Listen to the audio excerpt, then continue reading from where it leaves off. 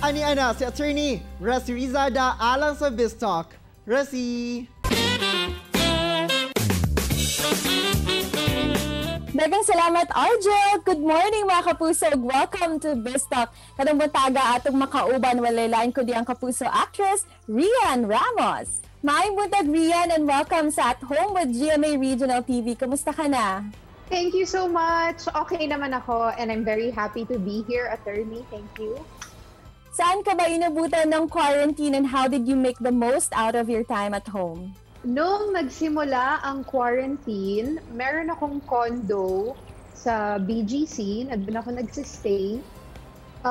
Yun yung first 3 months. And then yung next 2 months, lumipat na ako sa family home namin to be with my mom in Alabang.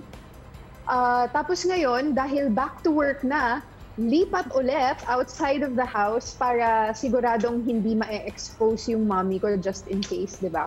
We've also seen in your social media accounts that you've spent some time naman sa New York. Nakatulong ba yung pagtira mo sa New York sa pag-survive naman ngayon na naka-quarantine tayong lahat? Definitely po, malaki yung natulong nung pagtira ko sa New York. Kasi syempre, pag nandun ka, walang tutulong sa'yo sa housework and everything. So at least, nung dumating yung quarantine, hindi ko siya parang first experience na gawin lahat para sa sarili ko. And then, ang work, ang balance of work is very important kasi dati, nasanay ako na, di ba, nasa ibang lugar ako every day, lagi ako nasa labas, and I meet so many people every day. Tapos biglang tahimik. Tapos hindi makalabas. You're also creating more content sa yung YouTube channel. Ano naman yung goal mo in sharing your life sa social media, most especially in this kind of platform?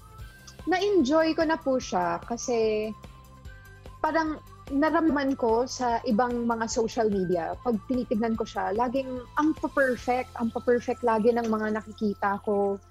And naisip ko, yun ba yung purpose ng social media? Para palabasin mong perfecto buhay mo or something. So parang nung nagkaroon ako ng YouTube channel, mas napakita ko on a more personal level yung mga interests ko or yung mga ginagawa ko all the time. Tapos mas raw siya. Hindi yung parang pinipili ko lang yung mga araw na napaka-perfect, parang ganon. So mas personal siya for me. Please invite our viewers dito sa Mindanao na abangan ang I Can See You, Truly, Madly, Deadly. Mga kapuso, we hope na ma-enjoy nyo ang napaka-exciting na kwento na to. Salamat po sa lahat ng suporta nyo at lagi nyong pinapanood ang mga shows na handog namin.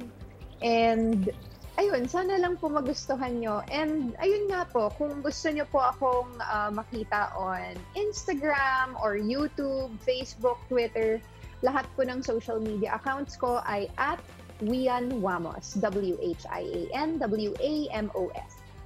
Daghang salamat, Rhian. We wish you all the best. Thank you so much. Thank you so much. Maraming salamat po. And that was Kapusan Rhian Ramos. Tutok lang mo mga kapuso, kayo mo balik pa ang At Home with GMA Regional TV. Kini ang At Home with GMA Regional TV.